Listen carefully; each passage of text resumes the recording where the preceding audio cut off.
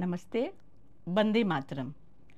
कलकत्ता के Ram Govind Kar medical college and hospital, RG Kar उसे कहा जा रहा है, RG Kar medical college and hospital में 9 अगस्त को जो मतलब ये स्वतंत्र भारत के इतिहास की क्रूरतम घटना मैं इसे कहूँगी हुई है, उसके लिए सारा देश उद्वेलित है। 9 अगस्त एक बहुत महत्वपूर्ण दिन है हमारे भारत के इतिहास में। 9 अगस्त गुलाम भारत में 9 अगस्त को राम प्रसाद बिस्मिल, राजेंद्र लाहिड़ी, चंद्रशेखर आज़ाद ने मिलकर ब्रिटिश साम्राज्य के विरुद्ध काकोरी कांड किया था, उनके ही खजाने को लूट लिया था। फिर से 9 अगस्त, ये 1925 की घटना है। 9 अगस्त 1942 को करो या मरो, हमारे स्वतंत्रता सेनानियों ने करो या मरो या अंग्रेजों भारत छोड़ो का नारा दिया था। और स्वतंत्र भारत में हम आज़ाद देश के नागरिक ने फिर से 2024 में अपने देश को एक 9 अगस्त दिया है। एक बेटी के साथ बलात्कार की क्रूरतम घटना, जिस तरह से बातें आ रही हैं मीडिया में, ये तो मतलब शब्द नहीं है उनके लिए।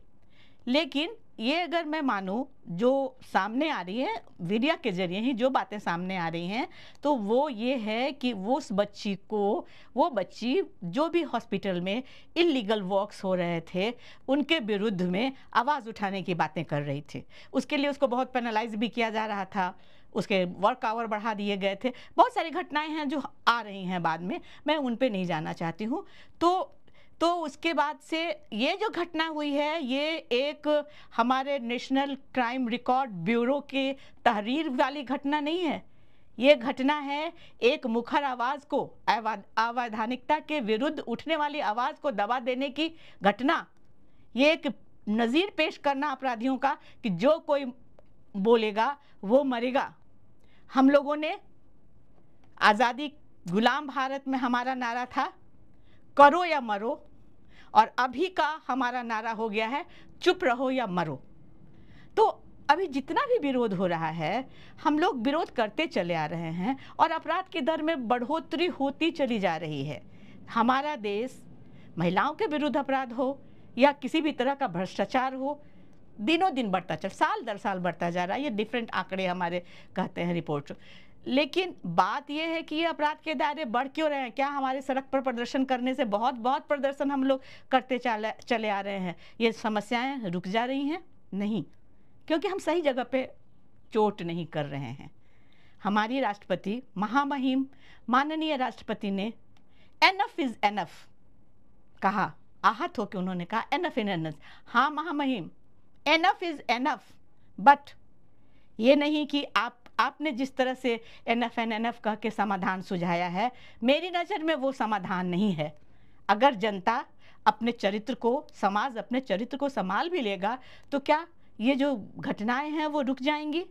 क्योंकि आप हमारे कार्यपालिका की प्रमुख हैं, हमारे राष्ट्र के प्रमुख हैं, तो आप और हम, मैं नहीं समझ पाती कि ये बात क्यों नहीं उठ रही है कि ये जो घटना हुई है और जिस तरह के इंस्टांसेस पेश किए जा रहे हैं, उस सारे घटनाक्रम को छुपाया जा रहा है किसी के अपराध को छुपाने के लिए। तो ये सारा फेल्योर कार्यपालिका का है, जिसके प्रमुख आप हैं। न्यायपालिका, कार्यपालिका और विधायिका, हमारे 3 स्तंभ हैं।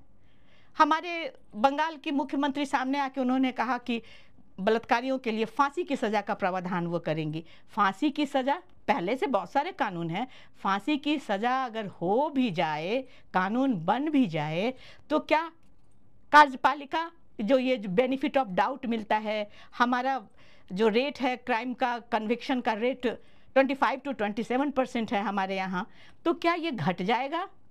जो मतलब अगर कानून कड़े बन जाएंगे और न्यायपालिका के सामने कोई सबूत नहीं आएगा, तो क्या अपराध रुक सकता है? अपराधियों का मनोबल तो बढ़ता चला जा रहा है। इसलिए महामहिम, मैं आपसे हाथ जोड़ के प्रार्थना करूंगी, उठो द्रौपदी, शस्त्र उठाओ। आपको ही संभालना है। अपने कार्यपालिका की कर्तव्यहीनता पर लगाम लगाइए। हमारे यहाँ ये जो कहा जाता है कि राष्ट्रपति एक रबर स्टाम्प है, नहीं, आप हमारी सेनाओं की प्रमुख हैं, आप हमारे देश की प्रथम नागरिक हैं। देश को आप वेलफेयर स्टेट की होल सोल हैं।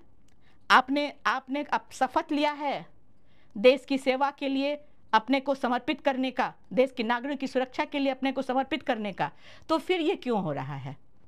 अभी जो घटना वहाँ चल रही है, तो उसके लिए मैं कहना चाहूँगी कि जो मेन कल्प्रिट संजय राय जिसका नाम आ रहा है, कुछ बहुत तरह की बातें हो रही हैं, लेकिन अगर उसके विरुद्ध सर्कमस्टांशियल एविडेंस है, उसके विरुद्ध फॉरेंसिक रिपोर्ट आ गई है, तो फर्स्ट इंस्टांस में उसको फांसी पड़नी चाहिए। किसी भी तरह के कानून की अब कोई ज़रूरत नहीं है। यहाँ हत्या है जिसके लिए पूर्व से ही फांसी की सज़ा है, किसी बात का इंतज़ार नहीं। क्या हम इंतज़ार कर रहे हैं अपनी न्याय व्यवस्था का? लोअर कोर्ट ने कन्विक्शन दिया तो वो हाई कोर्ट जाएगा, हाई कोर्ट ने दिया तो सुप्रीम कोर्ट जाएगा, और सुप्रीम कोर्ट में ने भी अगर कन्विक्शन रख दिया तो वो चला जाएगा फिर राष्ट्रपति के पास मर्सी पिटीशन लेके। तो क्या हमारी सारी न्याय व्यवस्था, सारी विधि व्यवस्था अपराधियों के संरक्षण के लिए है? यहाँ विक्टिम का जीवन का अधिकार है, वो कहाँ गया?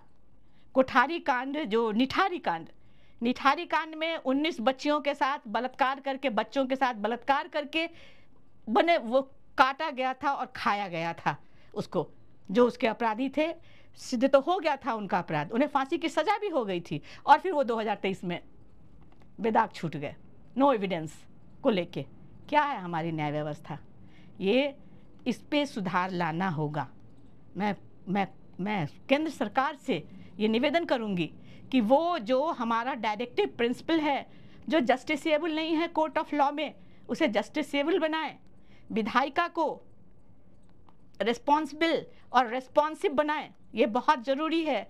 सड़कों पर हल्ला और कड़े कानून कोई समाधान नहीं है इनका, जब तक कार्यपालिका जो है अपने कर्तव्यों को नहीं पहचानेगी।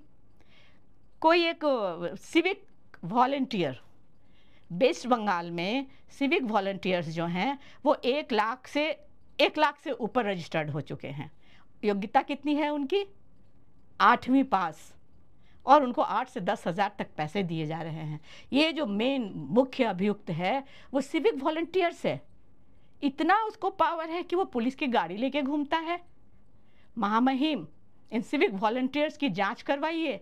पूरे वेस्ट बंगाल में जो सिविक वॉलंटियर्स रजिस्टर्ड है उनकी जांच होनी चाहिए। जहां चोट करना है, चोट वहां नहीं हो रहा है। जितने ऑफिसर्स है इसमें संलग्न हैं, ये तो मतलब अजीब सी घटना है कि माँ बाप को खबर न दिया जाए, FIR देर से इंस्टीट्यूट किया जाए, वो जो सामने में हॉल था, चेस्ट डिपार्टमेंट था, उसको तोड़ दिया जाए। तो सारी की सारी घटनाएं, मैं अपने जनता से भी अपील करूंगी कि हम लोग हमेशा अपना प्रदर्शन करते चले आ रहे हैं, सही जगह पर आवाज़ नहीं उठाते हैं। कार्यपालिका के कर्तव्यहीनता का सारा देश हमारा उसको भुगत रहा है, उसकी कर्तव्यहीनता के कारनामे को। No evidence, benefit of doubt कौन लेके आता है न्यायपालिका के पास? न्यायपालिका क्या करेगी? कहने को हमारे यहाँ सेपरेशन ऑफ पावर है। क्या पावर है न्यायपालिका के पास?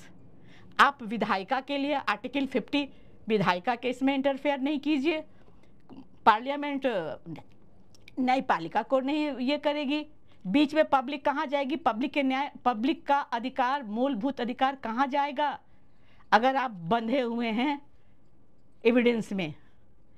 न्यायपालिका ने अपने बहुत सारे रूलिंग में कहा है, अपने केस में संदर्भ में कहा है कि न्यायपालिका को एक पोस्ट ऑफिस की तरह काम नहीं करना है।